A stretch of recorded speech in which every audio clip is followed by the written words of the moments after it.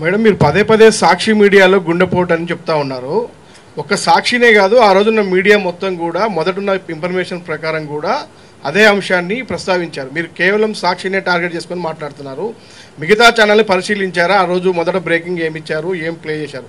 మరో విషయం, వివేకానంద రెడ్డి అనే వ్యక్తి రాష్ట్ర వ్యాప్తంగా ప్రభావితమైన వ్యక్తి, ఫ్యాక్షన్ బ్యాక్గ్రౌండ్ ఉన్నటువంటి నేపథ్యం ఉంది కాబట్టి అది హత్య అని తేలితే ఖచ్చితంగా చెప్పండి. సాక్షి మీడియాను ఎందుకు టార్గెట్ చేస్తున్నాను? బికాస్ సాక్షికి ఇన్ఫర్మేషన్ ఎక్కడి నుంచి వెళ్ళింది? అక్కడి నుంచి వెళ్ళింది, ఆ రూమ్లో నుంచి వెళ్ళింది. బికాస్ సాక్షి నోస్, సాక్షి ఓనర్కి లైవ్ ఇన్ఫర్మేషన్ తెలిసినప్పుడు యాక్చువల్గా మీరు చెక్ చేసుకోండి, మిగిలిన మీడియా వాళ్ళందరూ కరెక్ట్ చేసుకున్నారు త్వరగానే. సాక్షి మొదట ఏం ప్లే చేశారు, మొదట ఏం బ్రేకింగ్ వచ్చింది, మొదట ఏం చెప్పారు అన్ని ఛానల్స్? మీరు good question. Why don't you also find out and tell me. నేను తప్పు చేస్తుంటే నాకు చెప్పండి. బట్ ఇన్ఫర్మేషన్ ఇక్కడ ఆ రూమ్లో నుంచి బయటకు వెళ్ళింది ఎక్కడికి? ఫస్ట్ పోయింది సాక్షి మీడియాకి. ఆ రూమ్లో నుంచి బయటకు పోయింది శంకర్ రెడ్డి బాలకృష్ణ మధ్య ఫోన్ కాల్ ఉంది. బాలకృష్ణ సాక్షి కడప. ఓకే, 6:24 అనుకుంటా, give or take little bit. So first call పోయింది ఆ రూమ్ నుంచి బయటకి మీడియాలో ఎక్స్చేంజ్ అయ్యింది, అది ఫోన్ కాల్. సో ఆ రూమ్లో ఉన్న వాళ్ళు సాక్షికి ఏం చెప్పారు? సాక్షి ఎందుకు గుండెపోటు అనింది? మీరు సాక్షి కదా, can you explain it to me please? ఒక సాక్షి కాదండి నేను చెప్పేది, అన్ని ఛానల్స్ ఆ రోజు మొదట ఏం బ్రేక్ చేశారు? మిగిలిన ఛానల్స్ ఆ రూమ్ లో వాళ్ళతో మాట్లాడలేదు.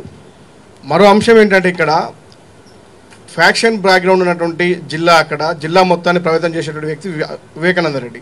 ఆయనది హత్య అని తెలిస్తే శాంతి భద్రతల విఘాతం కలిగించి చాలా పెద్ద ఎత్తున గొడవ జరిగే అవకాశం ఉంది. అనేక హత్యలు కూడా జరిగే అవకాశం ఉన్న నేపథ్యంలో ఆ అంశాన్ని కొంచెం తొక్కుబెట్టే ప్రయత్నం చేసి ఉండొచ్చు కదా అక్కడ ఉన్నటువంటి కొంతమంది పెద్దలు కావచ్చు, నాయకులు కావచ్చు, కుటుంబ సభ్యులు కావచ్చు. ఐఎమ్ సారీ, మీరు చెప్పేది మీకు అర్థమవుతుందా? ఆయన ఒక నాయకుడు అండి, ప్రజాదరణ కలిగినటువంటి నాయకుడు. That's a crime. Law and order అండి, శాంతి భద్రతలండి.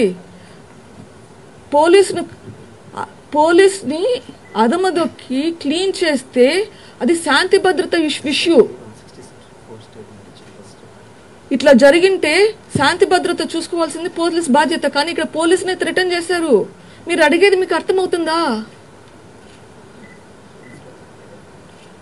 అక్కడ ఉండే సర్కిల్ ఇన్స్పెక్టర్ని బెదిరించి క్లీన్ చేయించారు. మేడం, ఫస్ట్ దస్తగిరి అరెస్ట్ అయిన తర్వాత 164 స్టేట్మెంట్లో చాలా క్లియర్గా ఎర్రగంగిరెడ్డి లోపటున్నాడు, ఆ తలుపులు పలగొట్టారని చెప్తున్నారు. ఆ తలుపులు అసలు సీక్రెట్గా రిపేర్ చేయాల్సినటువంటి అవసరం ఎందుకు వచ్చింది? ఆ తలుపులు అసలు ఎవరు పలగొట్టారు? అసలు ఎర్రగంగిరెడ్డి లోపట ఉన్నాడా? ఇదంతా క్లారిటీ ఇవ్వలేదు మీరు. దస్తగిరి 164 స్టేట్మెంట్లో పగలగొట్టారని రాశారా?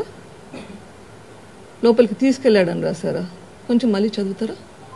ఉంటే మీ దగ్గర 164 స్టేట్మెంట్ ఉన్నట్లుగా ఉంది, రాసుకున్నారు. లేదు మేడం, మీరు దస్తగిరి 164 స్టేట్మెంట్లో దయచేసి కొంచెం చదవండి.